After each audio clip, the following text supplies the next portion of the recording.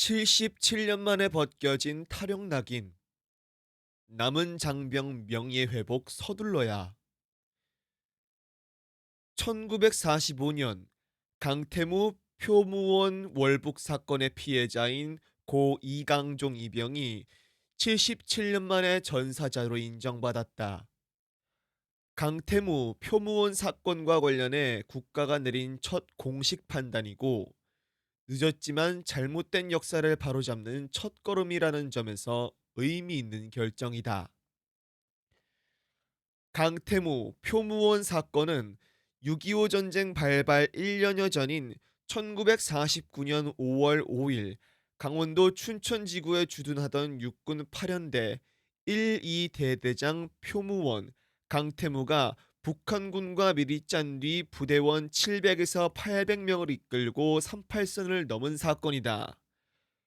강태무 소령은 예하 부대의 정상작전인 것처럼 속여 명령한 뒤 월북했고, 북한군의 투항에 영웅 대접을 받았다. 반면에 그의 부하 장병 중 상당수는 자신들이 월북하고 있다는 사실조차 모른 채 38선을 넘었고, 투항을 거부한 채 북한군과 교전하다 전사하거나 실종됐다. 국가를 위해 복무하던 장병들이 지휘관의 배신으로 사지에 몰리는 것이다. 더 큰 문제는 그 이후의 처리였다.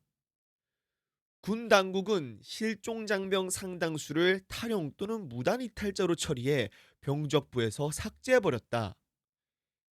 적과 싸우다 목숨을 잃은 이들에게 국가가 도리어 탈영병이라는 낙인을 찍은 셈이다. 이 때문에 당시 생후 1살이던 이 이병의 아들은 아버지를 전사자로 인정받기 위해 팔순을 바라보는 나이가 될 때까지 수십 년간 정부와 군을 찾아다녀야 했다. 이번 결정의 의미는 단순히 한 개인의 명예회복에 그치지 않는다. 당시 사건으로 실종된 장병 300여 명은 여전히 탈영병 신분이다. 국가를 위해 복무하다 희생된 장병들의 명예를 되찾아주는 일은 국가가 결코 포기해서는 안 될 책무다. 국방부와 국가보훈부는 이번 사례를 계기로 강태무, 표무원 사건 전체에 대한 체계적인 재조사에 나서야 한다. 입증 책임을 유족에게만 떠넘기지 말고 남아있는 군 기록과 육군발 전사, 생존자 증언 등을 종합해 국가가 먼저 진실을 밝혀야 한다. 억울한 누명을 안고 세월 속에 묻혀있는 장병들이 더 이상 역사 밖에 방치돼서는 안 된다. 이강종 이병의 전사 인정은 끝이 아니라 시작이어야 한다. 남은 실종 장병들의 명예까지 회복될 때 비로소 국가는 창군 초기의 비극을 바로 기록하고 희생 장병들에 대한 최소한의 책무를 다했다고 말할 수 있을 것이다.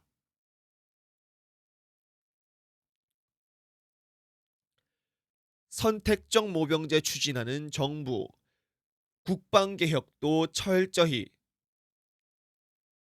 이재명 대통령이 징집병을 최소화하고 모병을 통해 군을 직장으로 택할 수 있게 만들겠다며 지론인 선택적 모병제에 대한 의지를 거듭 밝히자 국방부가 구체적인 도입 계획을 밝혔다. 인구 감소로 가용병력 자원이 크게 줄고 무인 로봇과 인공지능의 사용이 보편화되는 현대전의 추세를 고려해 볼 때 시대의 흐름에 맞춘 올바른 접근법으로 보인다. 다만 징병제도에 손대는 것은 민감한 문제인 만큼 각계의 의견을 더 꼼꼼히 참고할 필요가 있다. 나아가 북핵 위협과 미중 경쟁 심화 등 급변하는 국제 정세 속에서 믿음직한 군 조직을 만드는 데 꼭 필요한 국방 개혁에도 더 속도를 내야 한다. 이 대통령은 24일 해병대 연평부대에서 선택적 모병제 실시를 언급한 데 이어 25일 청와대 수석 보좌관 회의에서도 전문병사 중심의 선택적 모병제를 통해 새로운 군대를 만들겠다는 의욕을 보였다. 국방부 역시 25일 정례 브리핑에서 첨단 과학기술 중심의 군구조 개편에 발맞춰 기술집약형 부사관을 점진적으로 확대하려 한다는 뜻을 밝혔다. 선택적 모병제란 지금 같은 징병제 틀을 유지하는 가운데 병역 대상자가 징집병과 복무기간이 4, 5년 정도인 기술집약형 부사관 가운데서 하나를 고를 수 있게 하는 제도를 뜻한다. 이 대통령은 성남시장 시절이던 2017년 대선 때부터 이를 주장해왔고 2022년 대선 때는 공약으로 내건 바 있다. 지금처럼 한국 사회의 인구 감소 추세가 이어지면 20살 남성의 중위 추계 인구는 2025년 23만 9천여 명에서 2050년에 13만 8천여 명으로 줄어들게 된다. 현역 판정 비율을 90%로 잡는다 해도 징집병과 직업군인을 합쳐 민관군 특별자문위원회가 지난 1월 권고한 35만 명의 상비병력 유지가 빠듯함을 알 수 있다.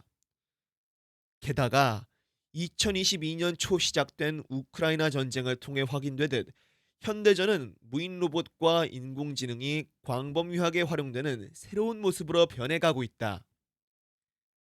다만 이런 변화는 우리가 어떤 군을 지향하는지에 대한 명확한 국방개혁의 원칙 속에서 추진돼야 한다. 가령 지금처럼 많은 인력과 장비를 투입해 전방의 철책만 쳐다보는 경계작전 관행에서 벗어나지 못하면 여러 개혁 조처가 무의미해질 수 있다.